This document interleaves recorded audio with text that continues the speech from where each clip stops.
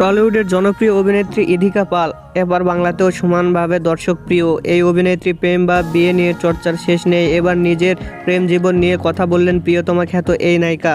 সম্প্রতি ভারতীয় মাধ্যমে দেওয়া এক সাক্ষাৎকারে ইধিকা বলেন, কারো হৃদয় ভাঙা আমার একদম পছন্দ নয়। সবাই বলে এটা থেকে অনেক কিছু শেখা যায়, কিন্তু আমি এটা চাই না, এটাকে ঘৃণা করি। তিনি আরও বলেন, যাই হোক, তখনকার পরিস্থিতি তখনকার মতো সামলিয়েছিলাম। আমার কিছু বন্ধুবান্ধব আছে যারা সব সময় আমার পাশে থাকে। কখনো দুঃখ হলে তাদের ডাকি, তারা আমার হিউম্যান ডক্টর আর কি। তাদের সঙ্গে আইসক্রিম খাই, ঠিক হয়ে যায়। বিয়ের পরিকল্পনা নিয়ে কথা বললেন ইধিকা। এই মুহূর্তে বিয়ে নিয়ে ভাবছি না। বিয়ে মানে প্রচুর দায়িত্ব, তাই এখন বিয়ে করার কোনো পরিকল্পনাই নেই।